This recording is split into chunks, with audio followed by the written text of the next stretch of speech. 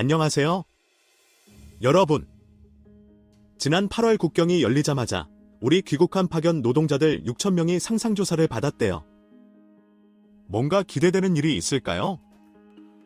예쁜 여행 다녀오고 오면 이게 뭐죠? 사상조사? 엄격한 검열? 난 그냥 한국 영화 좋아해서 본 건데. 한국 영화나 드라마를 본다고 북한 내부 사정에 노출되면 총살당할 거라니까요.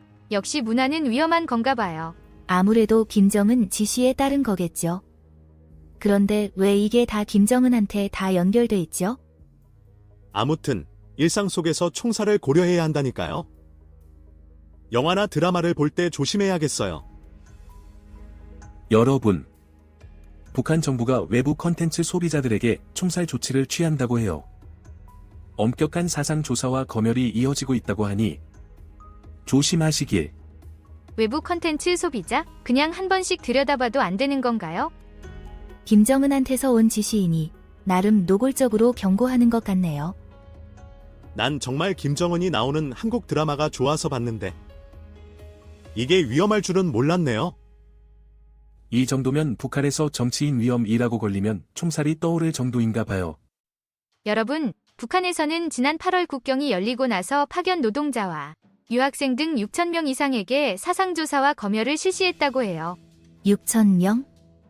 그냥 나라 다녀오는데 왜 그렇게까지 하죠?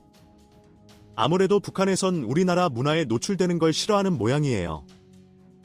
그렇군요. 그럼 나는 계속 한국 영화나 드라마 보는 걸 즐길게요. 어차피 여행 온 기념으로 보는 거니까. 그럼 당신이 다음에 총살에 처해도 내가 모를 거예요. 여러분, 북한에서는 외부 컨텐츠 소비자들을 대상으로 엄격한 사상조사와 검열을 벌인다고 하네요. 이건 좀 심각한 일 아닌가요? 정말이지. 북한에선 외부 컨텐츠를 소비하면 총살 위기에 처한다니까요. 진짜 무서워. 외부 컨텐츠가 너무 유혹적이라는 건가? 그렇다면 우리 영화와 드라마는 정말 위험한 건가? 김정은한테 물어봐야겠어요. 외부 컨텐츠의 위험이라니. 좀 웃긴 이야기네요. 어쨌든 북한에 가서는 영화나 드라마 좀 삼가는 게 좋을 것 같아요. 총살당하면 어쩌나 싶네요. 안녕하세요. 여러분. 8월 26일에 코로나19로 폐쇄된 국경이 개방되자마자 귀국자들에게 사상조사를 시행했다는데 뭐지? 그냥 여행 왔다 간 거 아니었나? 아니, 사상조사 받는 건 좀 심각한 것 같아. 유학생, 노동자들이 주 대상이래. 이렇게 엄격한 걸 보면 국경이라는 건 참 살기 어려운 벽이네. 유학생들도 귀국하면서 난감하겠다. 그리고 외교관까지 포함되다니. 그들은 뭘 했길래 이렇게 특별한 대우를 받아야 하는 걸까? 아마도 국가모의성으로 이송된다면 그게 더 낫겠다. 이 귀국자들에게는 정말로 특별한 대우가 필요하다니까. 여러분, 국경이 개방된 뒤 10월까지 유학생과 노동자들을 중심으로 사상조사를 받았대요. 어떻게 생각해? 유학생들은 이미 학문적인 어려움을 겪어온 거 아닌가? 노동자들도 힘들게 돈 벌러 다녀온 건데 뭔 사상조사야? 아프리카 등 재외공관에서 근무한 외교관도 대상에 포함됐다는데. 그들은 왜? 혹시 노트북에 비밀 일기라도 있었나?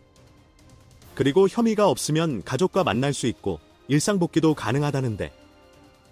혐의 발견 시 국가모의성에 이송된다던데. 일상복귀는 나중에 하는 거나 마찬가지겠네.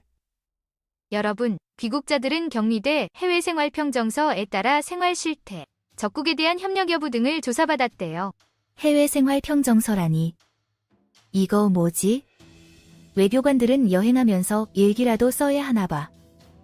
그래도 혐의가 없으면 가족과의 만남과 일상복귀가 가능하다는 건 좋은 소식 아니에요? 어쩌면 일상복구를 기대하게 되겠다. 국가보위성에 이송되면 안 좋겠지만 아무튼 일상복귀가 기대돼요. 혐의 발견이 나면 그때 생각하자. 여러분, 혐의가 없지 못할 경우 가족과의 만남도 불가능하고 일상복귀도 안 된다고 하네요. 사소한 문제라도 발각되면 국가보위성에 이관된다던데. 가족과 만날 수 없고 일상복귀도 안 된다면? 이건 정말 참담한 상황이네. 사소한 문제 하나에 국가 모의성이라니. 이게 뭐야? 그러게 말이에요. 정말로 사소한 문제면 얼마나 신경 쓸 일인지. 혐의 발견되면 국가보위성에 이송된다는데 이게 혐의가 뭐예요? 자기 의견을 말하면 혐의라도 받는 건가요? 아니, 아마 그것보다 더 위험한 걸로 보여. 사소한 것 하나에 국가 모의성에 이송돼서는 안 되겠죠. 여러분, 들었어요?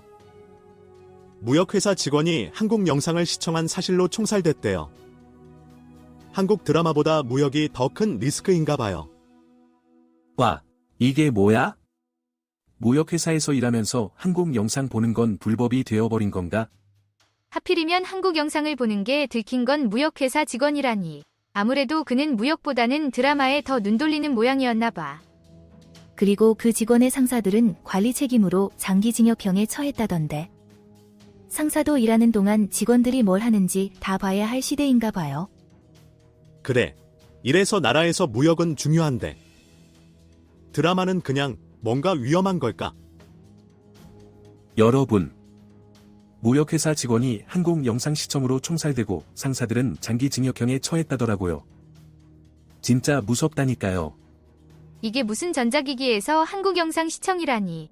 혹시 그 직원은 자신의 비밀 로맨스 드라마에 빠져 있었던 건 아닌가? 그럼이나 상사들도 그 영상을 무엇보다 우선순위로 놓고 있었나 봐.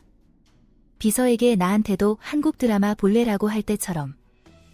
아무튼 무역회사에서 한국 영상 시청은 너무 위험하다는 걸 배웠네.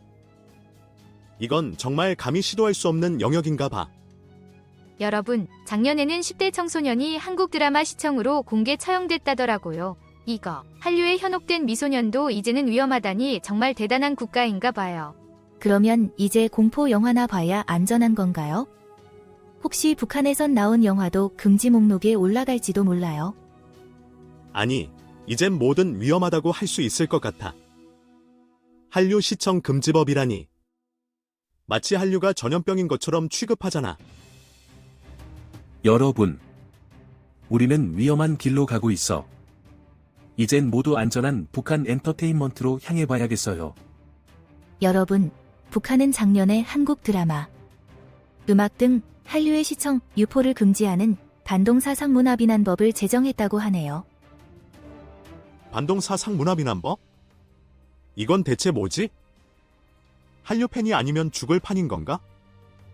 정말 한류가 북한 사상에 도전한다고 생각해서 이런 법을 만든 건가? 그럼 북한은 이제부터 자체 엔터테인먼트로만 즐겨야 되는 건가? 이러다가 북한에서는 그거 한류 아닌데 하는 사람이 총살 당하겠네. 이젠 뭐든 금지돼 있으니까.